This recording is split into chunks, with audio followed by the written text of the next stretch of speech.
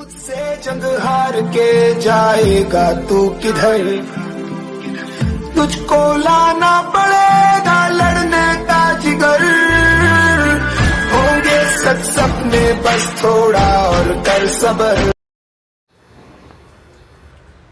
Hello friends, स्वागत है आपका बायोलॉजी मेगा सीरीज़ के अंदर, जिसमें आज अपन पढ़ रहे हैं अपना बायोलॉजी मेगा सीरीज़ का थर्ड पार्ट, जिसमें अपन पढ़ रहे हैं डाइजेस्टिव सिस्टम पार्ट थर्ड। ठीक है, तो अपन ने कल से जहाँ से छोड़ा था वहीं पर स्टार्ट करते हैं। तो चलिए स्टार्ट करते हैं। तो देखो, ये अपन ने कल पढ़ा था कि लिवर से बेसिकली जो डक्ट आएगी उसका नाम होगा हिपेटिक डक्ट। दो डक्ट आती हैं, राइट और लेफ्ट हिपेटिक डक्ट हो जाएगी, दोनों आपस में मिलेंगी तो क्या बना लेंगी, कॉमन हिपेटिक डक्ट। ये अपन ने पढ़ा था कल। इसके अलावा जो गॉल ब्लैडर है वहाँ से एक डक्ट निकलेगी, उसको अपन नाम देंगे सिस्टिक डक्ट। ठीक है, सिस्टिक डक्ट होगा। अब जो सिस्टिक डक्ट और कॉमन हिपेटिक डक्ट है ये आपस में जुड़ जाएंगी और आपस में जुड़कर ये निर्माण करेंगी बाइल डक्ट का। ठीक है, अब ये क्या है, ड्यूडेनम। ड्यूडेनम सी शेप होता है। ठीक है, ड्यूडेनम के अंदर ये जो पार्ट होता है, ड्यूडेनम ये जो जगह है यहाँ पर पेनक्रियाज होता है बेसिकली। यहाँ पर जो पेनक्रियाज अपन ने पढ़ा था, एक मेसोक्राइन ग्लैंड है। ठीक है, तो ये क्या है, पेनक्रियाज है यहाँ पर। अब देखिए, पेनक्रियाज के अंदर अपन ने पढ़ा था एंडोक्राइन पार्ट होता है और एक एक्सोक्राइन पार्ट होता है। एक्सोक्राइन पार्ट का मतलब अपन ने ये पढ़ा था कि उसमें डक्ट होती है, तो इसके अंदर भी डक्ट होंगी। ठीक है, तो ये पेनक्रियाज के अंदर ये जो अपन को दिख रही है ये डक्ट है बेसिकली, जिसको अपन ने नाम दिया है पेनक्रिएटिक डक्ट। तो ये क्या है, पेनक्रिएटिक डक्ट है।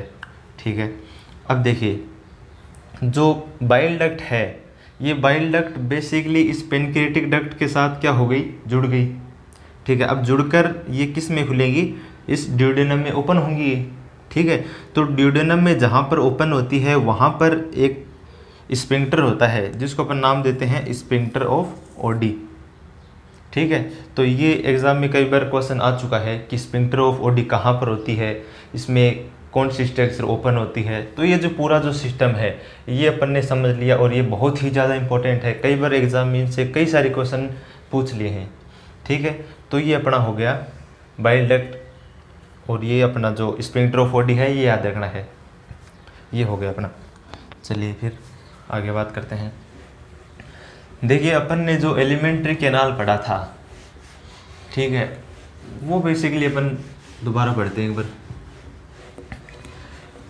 देखिए, एलिमेंट्री कैनाल जो है उसमें बेसिकली 4 लेयर होती हैं, वो 4 लेयर अपन पढ़ेंगे।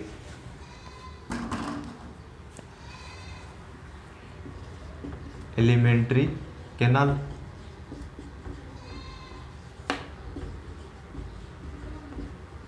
या फिर आहार नाल। ठीक है, इसके अंदर अपन पढ़ेंगे 4 layer of alimentary canal. 4 layer of alimentary canal मतलब जो आहार नाल जो है उसमें बेसिकली 4 लेयर होती हैं, वो 4 लेयर पढ़ेंगे अपन। आहार नाल देखिए, इसोफेगस से लेकर जो रेक्टम है यहाँ तक बेसिकली 4 लेयर होती हैं। ठीक है, वो 4 लेयर अपन डिस्कस करेंगे यहाँ पर कौन कौन सी होती हैं। देखिए,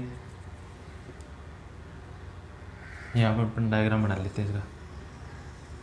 देखिए, अपन सारी चीज़ डायग्रामेटिक समझ रहे हैं, कोई भी चीज़ अपन रटने की कोशिश ही नहीं कर रहे, क्योंकि रटा हुआ याद नहीं रहेगा। डायग्राम बेस्ड स्टडी अपन कर रहे हैं। ठीक है, तो ये जैसे सबसे बाहर वाली लेयर हो जाएगी। ठीक है, इसमें ये क्या है, सेल्स हैं। ठीक है, ये सबसे बाहर वाली लेयर होगी एक लेयर। फिर ये दूसरी लेयर आएगी, ये कौन सी लेयर हो जाएगी, इसकी सेकंड लेयर हो जाएगी। ठीक है, इसमें ये सेल्स हैं। ठीक है, मतलब ये यहाँ तक पूरी में आएंगी, अपन यहाँ तक लिख लेते हैं केवल। ठीक है, इसके बाद देखिए,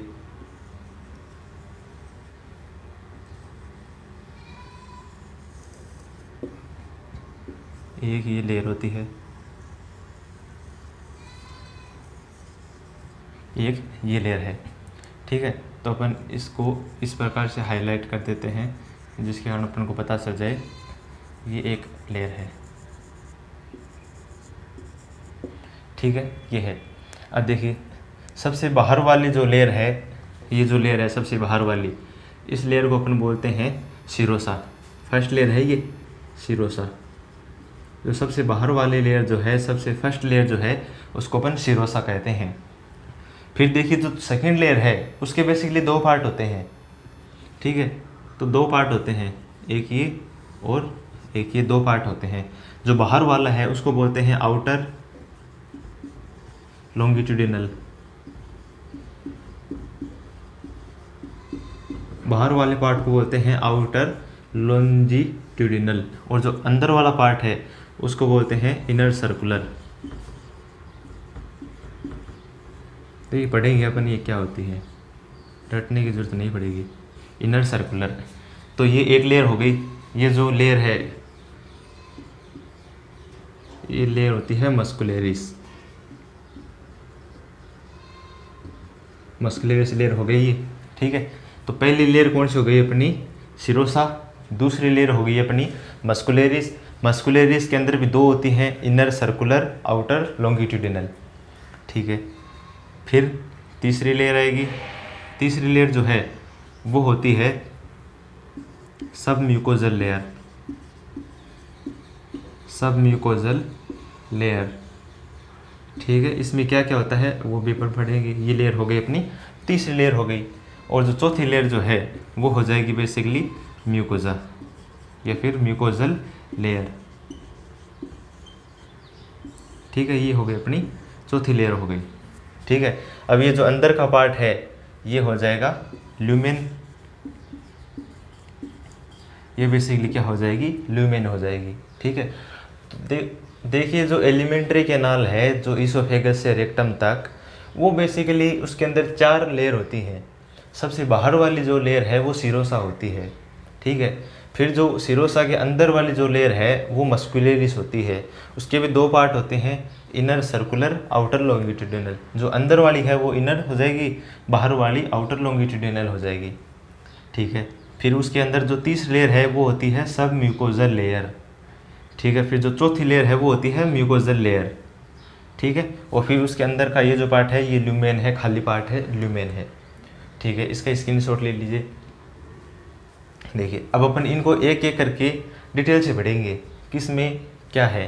थोड़ा थोड़ा डिटेल है, ज़्यादा नहीं पढ़ेंगे।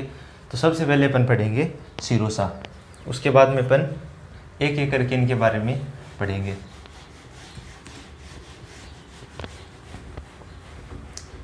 चार लेयर कौन कौन सी है, सीरोसा, फिर मस्कुलरिस लेयर, फिर सब म्यूकोजल लेयर और फिर म्यूकोजल लेयर होती है। तो सबसे पहले अपन पढ़ेंगे किसके बारे में, जो सबसे पहली लेयर है सीरोसा, उसके बारे में थोड़ा सा पढ़ेंगे। देखिए सीरोसा जो है, पहली बात तो हो गई कि ये सबसे आउटर मोस्ट लेयर है, ठीक है। और इसके बाद में देखिए जो सीरोसा है ये बेसिकली किसकी बनी हुई होती है, it is made up of thin muscular layer, thin muscularis,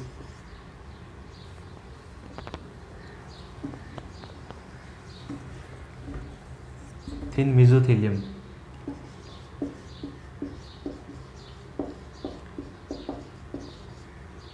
ये बेसिकली थिन मेसोथेलियम से बनी हुई होती है। सीरोसा जो है वो made up of thin mesothelium, thin mesothelium से बनी हुई होती है ये सीरोसा। थिन मेसोथेलियम क्या होती है, देखिए ये मान लेते हैं कोई विसरल ऑर्गन है, क्या है ये, कोई विसरल ऑर्गन है। विसरल ऑर्गन, विसरल ऑर्गन क्या होता है, विसरल ऑर्गन का मतलब होता है अनैच्छिक ऑर्गन, ठीक है। जैसे मान लो शरीर में कोई भी ऑर्गन वगैरह है, ठीक है, तो वो जो कि अपने हिसाब से काम नहीं कर रहा, ठीक है, तो वो विसरल ऑर्गन हो गया। इस विसरल ऑर्गन की बेसिकली जो एपिथेलियम होती है, ये विसरल ऑर्गन की क्या है, एपिथेलियम। एपिथेलियम क्या होती है, एपिथेलियम बेसिकली सेल की एक लेयर होती है, ठीक है। तो ये अपना एक विसरल ऑर्गन है, और उस विसरल ऑर्गन की जो एपिथेलियम जो होती है, ठीक है, उस एपिथेलियम को ही बेसिकली अपन थिन मेसोथेलियम कहते हैं, ठीक है। क्या समझे अपन कि सिरोसा जो है वो थिन मेसोथेलियम की बनी हुई होती है, पहली बात। फिर थिन मेसोथेलियम क्या होती है? थिन मेसोथेलियम जो विसरल ऑर्गन की जो एपिथेलियम जो होती है उसको ही अपन थिन मेसोथेलियम कहते हैं। ठीक है, आ गया समझ में? अब देखिए ये हो गया सिरोसा के बारे में। इसका स्क्रीनशॉट ले लीजिए, इसको हटा दूंगा। ठीक है, फिर अपन ने क्या पढ़ा? Muscularis layer. और मस्कुलरिस लेयर में तो अपन ने पढ़ ही लिया था। मस्कुलरिस लेयर जो थी, ठीक है, उसमें अपन ने क्या पढ़ा कि इसके अंदर एक तो इनर सर्कुलर और एक आउटर लॉन्गिट्यूडिनल, दो पार्ट होते हैं। इनर सर्कुलर और आउटर लॉन्गिट्यूडिनल दो पार्ट होते हैं। ठीक है, अब देखिए नाम में लिखा है मस्कुलरिस लेयर। मस्कुलरिस लेयर में नाम में लिखा है कि मसल्स होंगी। मस्कुलरिस लेयर का मतलब है इसमें क्या पाई जाती हैं? मसल्स। ठीक है, मसल्स क्या होती हैं? पेशियाँ। तो इनमें जो अंदर की तरफ जो पेशियाँ होंगी वो सर्कुलर टाइप की होती हैं शेप में, और जो बाहर की तरफ जो लेयर होती है मसल्स की वो लॉन्गिट्यूडिनल होती है बेसिकली। ठीक है, इसमें मसल्स होती हैं। अब देखिए इसके अंदर जो स्टमक जो है अमाशय, ठीक है, उसके अंदर बेसिकली एक लेयर और होती है।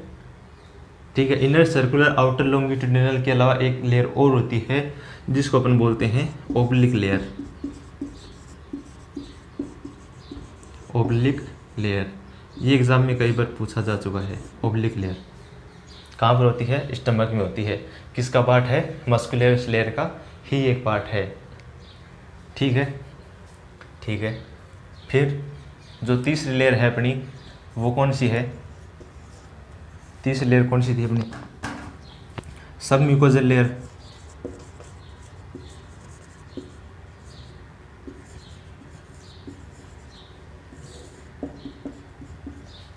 देखिए जो सिरोसा थी उसके अंदर थिन मेसोथेलियम होती है। इसके अलावा कनेक्टिव टिश्यू की लेयर भी होती है, एक कनेक्टिव टिश्यू की भी एक लेयर होती है।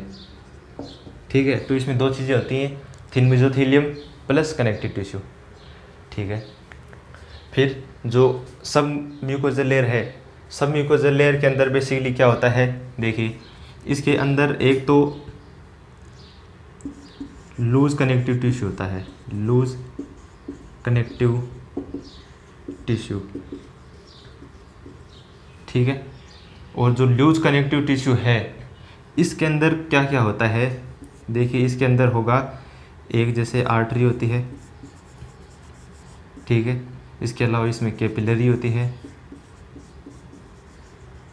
ठीक है, और इसके अलावा इसके अंदर नर्व होती है, नर्व। ठीक है, तो जो सब म्यूकोजल लेयर है उसके अंदर लूज कनेक्टिव टिश्यू होता है, और उस लूज कनेक्टिव टिश्यू के अंदर क्या होता है? जैसे आर्टरी हो जाएगी, कैपिलरी हो जाएगी और नर्व हो जाएगी, इस प्रकार से होता है उसमें। ठीक है, तो ये है। और जो चौथी लेयर जो है बेसिकली वो होती है म्यूकोजल लेयर। ठीक है, तो वो पढ़ लेते हैं।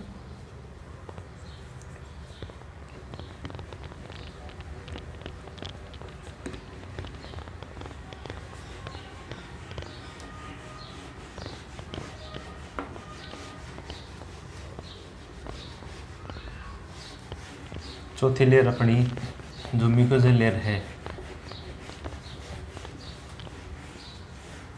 वो देख लेते हैं अपन।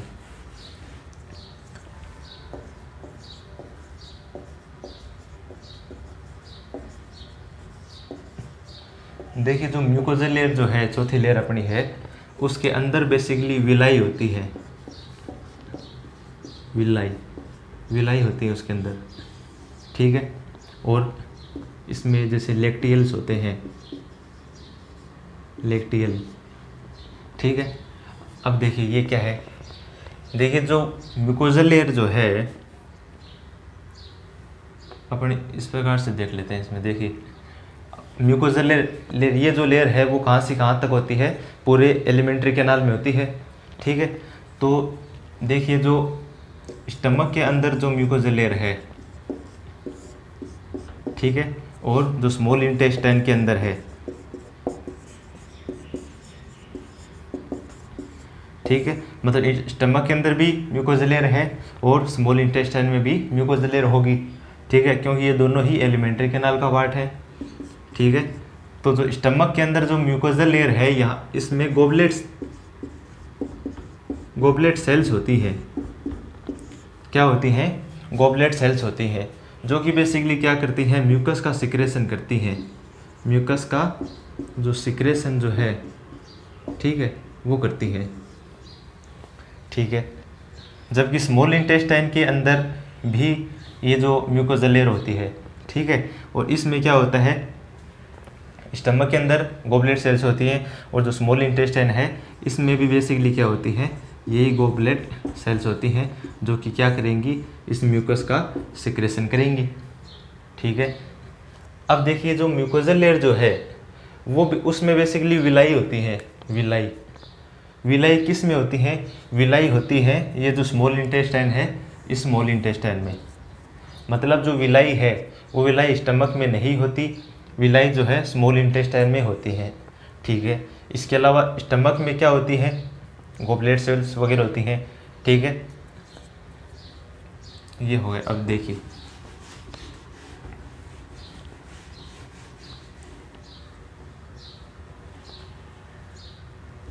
विलाई है, इसके बारे में देख लीजिए। देखिए विलाई किस में होती है, स्मॉल इंटेस्टाइन में होती है, ठीक है। और ये जैसे अपन मान लेते हैं विलाई है,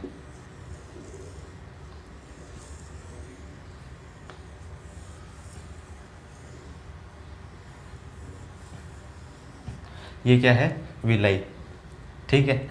विलाई जो है वो बेसिकली फोल्डिंग्स होती है, स्मॉल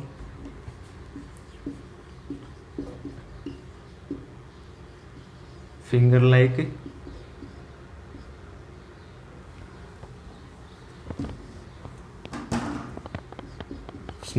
लाइक जो फोल्डिंग्स हैं वो फोल्डिंग्स होती हैं। स्मॉल फिंगर लाइक फोल्डिंग्स जो है वो विलाई होती हैं, मतलब ये छोटी छोटी फोल्डिंग्स होती हैं इस प्रकार से, ठीक है, ये विलाई हैं। ये क्या है, विलाई। अब देखिए विलाई में और क्या होता है, ये विलाई है, विलाई के ऊपर भी छोटी छोटी स्ट्रक्चर्स होती है इस प्रकार से कुछ, ठीक है, इस प्रकार से कुछ छोटी छोटी स्ट्रक्चर्स होती हैं विलाई पर भी, ठीक है। ये यहाँ पर पूरे में होती है ऐसे, ठीक है, लास्ट तक पूरे में होती है विलाई में। ये जो छोटी छोटी स्ट्रक्चर्स हैं विलाई के ऊपर, इनको अपन बोलते हैं माइक्रोविलाई। क्या बोलते हैं, माइक्रोविलाई। अब देखिए माइक्रोविलाई है, पूरे विलाई के ऊपर छोटी छोटी स्ट्रक्चर्स होंगी, ठीक है, और ये होती कहाँ पर है, स्मॉल इंटेस्टाइन में। अपन ने पढ़ा था स्मॉल इंटेस्टाइन में होती है ये, ठीक है। तो ये माइक्रोविलाई जो है इसका काम क्या होता है कि जो सरफेस एरिया जो है किसका, स्मॉल इंटेस्टाइन का, क्योंकि ये स्मॉल इंटेस्टाइन में है, तो स्मॉल इंटेस्टाइन का सरफेस एरिया जो है वो बेसिकली माइक्रोविलाई क्या कर देती हैं, इंक्रीज कर देती हैं, बढ़ा देती हैं, ठीक है। अब सरफेस एरिया बढ़ गया, क्या होगा, सरफेस एरिया बढ़ने से जो एब्जॉर्प्शन जो है, अपन ने पढ़ा चैप्टर में, सबसे पहले डाइजेशन होगा, डाइजेशन होने के बाद में एब्जॉर्प्शन होगा, ठीक है। तो सरफेस एरिया इनके कारण ज़्यादा हो जाएगा और सरफेस एरिया ज़्यादा होने के कारण जो एब्जॉर्प्शन है वो इंक्रीज हो जाएगा। तो माइक्रोविलाई का बेसिकली काम क्या हो गया कि सरफेस एरिया बढ़ा देती हैं, जिसके कारण एब्जॉर्प्शन जो है वो ऑटोमेटिक बढ़ जाता है, ठीक है, माइक्रोविलाई। अब देखिए यहाँ पर अपन ने लेक्टियल पढ़ा, ठीक है, लेक्टियल्स होती हैं और लिम्फ वेसल्स होती हैं,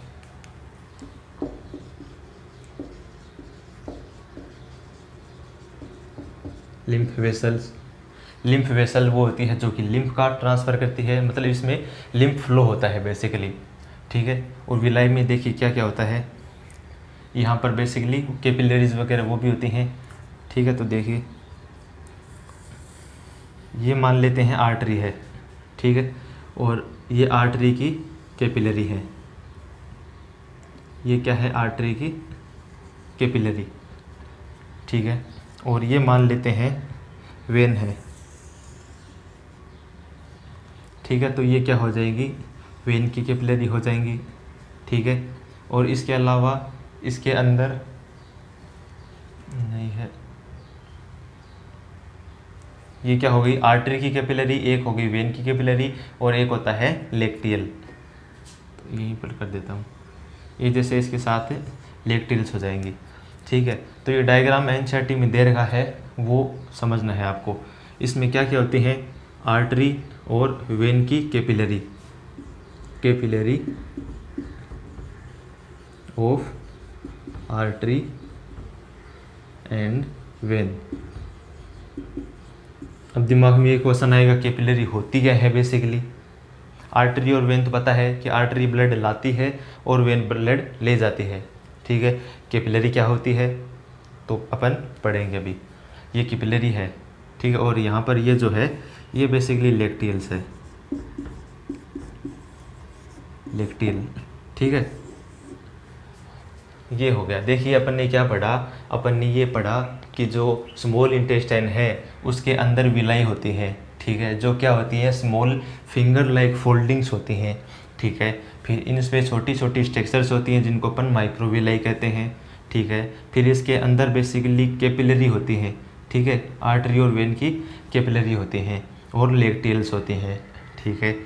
अब देखिए जो विलाई जो है उनका जो बेस है, ये जैसी विलाई है, ठीक है, इनका ये जो नीचे वाला पार्ट जो है, बेस जो है, या फिर इनके अंदर क्रिप्ट जो है, देखिए ये जो अंदर की तरफ जो जा रहा है उसको बोलते हैं क्रिप्ट, ठीक है।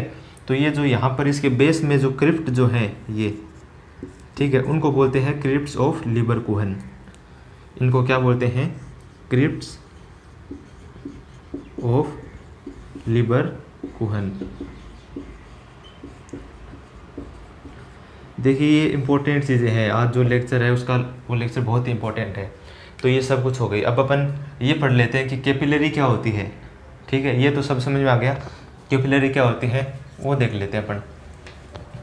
तो अपन ने देखा कि सबसे पहले जो 4 लेयर होती है एलिमेंट्री कैनाल में, कौन कौन सी होती है। सबसे बाहर अपन ने सिरोसा पढ़ी। सिरोसा में क्या होती है, थिन मेसोथीलियम होती है। थिन मेसोथीलियम भी क्या होती है कि जो विसरल ऑर्गन है उनकी जो एपिथीलियम है उनको थिन मेसोथीलियम कहते हैं, ठीक है। फिर दूसरी लेयर अपन ने कौन सी पढ़ी, सबम्यूकोजल लेयर पढ़ी, सॉरी सबम्यूकोजल तीसरी थी, दूसरी पढ़ी मस्कुलरिस थी, जिसमें क्या की थी, इनर सर्कुलर और आउटर लॉन्गिट्यूडिनल थी, ठीक है। फिर अपन ने सबम्यूकोजल पढ़ी, फिर अपन ने ये म्यूकोजल पढ़ी है। कैपिलरी क्या होती है वो देख लेते हैं। देखिए हार्ट से जो ब्लड वेसल सबसे पहले निकलती है, अपन ने ये पढ़ा था कल कि ये हार्ट है, ठीक है। यहाँ से जो ब्लड वेसल निकलेगी ऑर्गन तक जाएगी, वो टिश्यूज तक जाएगी, वो बेसिकली एओर्टा होती है, एओर्टा, ठीक है। तो एओर्टा होती है, इसको अपन क्या कहते हैं, एओर्टा। मतलब सबसे पहले हार्ट से जो ब्लड वेसल निकलती है वो कौन सी होती है, एओर्टा होती है। तो ये क्या है, बेसिकली एओर्टा है, ठीक है। और फिर एओर्टा जो है वो बेसिकली आगे पार्ट्स में क्या हो जाती है, डिवाइड हो जाती है। ये डिवाइड हो गई। ये क्या है, ये है आर्टरी, आर्टरी है, ठीक है। फिर आर्टरी है, ये जैसे एओर्टा हो जाएगा, ठीक है। और ये बेसिकली आर्टरी हो जाएगी, ठीक है। अब आर्टरी भी बेसिकली आगे किस में, आगे जाकर आर्टरी भी डिवाइड होती है, ठीक है। उनको अपन बोलते हैं आर्टेरियोल। क्या बोलते हैं, आर्टेरियोल, आर्टेरियोल बोलेंगे, ठीक है। अब जो आर्टेरियोल है वो भी बेसिकली आगे जाके डिवाइड होती है, ठीक है। ये डिवाइड हो गई। इनको अपन बोलते हैं कैपिलरी। क्या बोलते हैं, कैपिलरी। तो देखिए सबसे पहले क्या था, एओर्टा, जो कि हार्ट से निकलता है, ठीक है। एओर्टा से डिवाइड हो गई, जो निकली वो आर्टरी होती है। आर्टरी का जो डिवीज़न होता है वो आर्टेरियल होता है, और जो आर्टेरियल का जो डिवीज़न है आगे वो बेसिकली कैपिलरी होता है। मतलब अपन ने टिश्यू तक जो ब्लड पहुंचाया था, ऑर्गन तक या फिर सेल तक जो ब्लड पहुंचाया था, वो बेसिकली डायरेक्ट एओर्टा नहीं देती, वो बेसिकली कैपिलरी देती है, ठीक है। अब जो टिश्यू या फिर सेल्स को जो ब्लड है वो कौन देगी, कैपिलरी देगी। मतलब यहाँ पर ये कोई सेल है, ठीक है, इस सेल में जो ब्लड आएगा वो कौन देगी, कैपिलरी देगी, ठीक है। अब अपन ने पढ़ा कि सेल्स तक आती है वो आर्टरी होती है, जाती है वो वेन होती है, ठीक है। वो आर्टरी नहीं होती, बेसिकली कैपिलरी होती है। किसकी कैपिलरी होती है, आर्टरी की कैपिलरी हो गई, ठीक है। इसके बाद देखिए ये जो है ये क्या है, ये है आगे फिर वेन, ठीक है। मतलब क्या देखा अपन ने कि ये क्या है, ये है कैपिलरी, और ये क्या है, ये भी कैपिलरी है, ठीक है। अंतर इतना ही है कि ये जो कैपिलरी है पहले वाली ये है आर्टरी की कैपिलरी, और ये जो कैपिलरी है बाद वाली ये है वेन की कैपिलरी, ठीक है। तो ये है कैपिलरी की कैपिलरी बेसिकली क्या होती है, तो ये अपनी कैपिलरी होगी। इसके अलावा एक चीज़ और देखो, अपन ने जो तीसरी लेयर पढ़ी कौन सी थी, सब म्यूकोजल। जो तीसरी लेयर थी वो सब म्यूकोजल लेयर थी, ठीक है। उसके अपन ने पढ़ा उसके अंदर कि उसमें लूज कनेक्टिव टिश्यू होता है, आर्टरी वेंस वगैरह कैपिलरी होती हैं, ठीक है। इसके अलावा भी जो सब म्यूकोजल लेयर है उसके अंदर कुछ जगह पर ग्लैंड्स होती हैं। क्या होती हैं, ग्लैंड्स होती हैं, ग्रंथियाँ होती हैं, ठीक है। जैसे जो ड्यूडेनम जो है, ड्यूडेनम, ठीक है, ड्यूडेनम के अंदर जो ग्लैंड है उन ग्लैंड्स को अपन बोलते हैं ब्रूनर्स ग्लैंड। क्या कहते हैं, ब्रूनर्स ग्लैंड। ये क्वेश्चन एग्जाम में कई बार आ चुका है, कई बार। क्या क्वेश्चन पूछते हैं कि जो पहले समझ लो कि जो सब म्यूकोजल लेयर जो तीसरी लेयर है उसके अंदर ग्लैंड्स भी होती हैं, ठीक है। और जो ड्यूडेनम जो है उसके अंदर जो ग्लैंड होंगी उनको अपन बोलेंगे ब्रूनर्स ग्लैंड। तो क्वेश्चन आता है कि जो ड्यूडेनम की जो सब म्यूकोजल लेयर है उसमें कौन सी ग्रंथियाँ होती हैं, तो ब्रूनर्स ग्लैंड होती हैं। या फिर पूछते हैं कि ब्रूनर्स ग्लैंड कहाँ पर होती हैं, तो जो सब म्यूकोजल लेयर है ड्यूडेनम की उसमें ये ग्लैंड्स होती हैं, ठीक है। तो ये हो गई अपनी एलिमेंट्री कैनाल की बेसिकली चारों लेयर पढ़ी है अपन ने।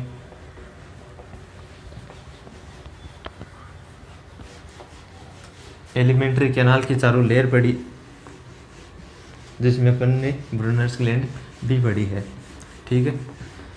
तो आज के लेक्चर को अपन यहीं पर ख़त्म करते हैं। आप लेक्चर देखो, एंजॉय करो। कंप्लीटली डायग्राम बेस्ड अपन स्टडी करेंगे, कुछ भी रटने की कोशिश नहीं करेंगे। और जो एनसीईआरटी में दे रखा है वो आपको कंप्लीटली लाइन टू लाइन में डायग्राम के रूप में एज ए डायग्राम आपको समझाने की कोशिश कर रहा हूँ, जिसके कारण आपको किसी भी प्रकार की दिक्कत नहीं आए। तो वीडियो पसंद आया हो तो लाइक करो, चैनल को अपने दोस्तों के साथ शेयर करो और अपने चैनल को सब्सक्राइब करो। शेयर करोगे जिसके कारण क्या होगा, बेसिकली जो ज़्यादा से ज़्यादा स्टूडेंट्स हैं उन तक अपनी जो यूट्यूब वीडियोज़ हैं वो पहुंच पाएंगी और उनको बेसिकली फ़ायदा मिल पाएगा, ठीक है। तो अपन का क्या है, चाहे 11th का हो, 12th का हो, या फिर नीट का जो स्टूडेंट है, या बीएससी फर्स्ट ईयर का स्टूडेंट है, या फिर कोई अदर कॉम्पिटिटिव एग्ज़ाम्स की तैयारी कर रहा है, कोई भी अपने लेक्चर्स देख सकता है। बायोलॉजी इन सब में आती है, ठीक है। तो मिलते हैं अगले लेक्चर में, तब तक के लिए जय हिंद।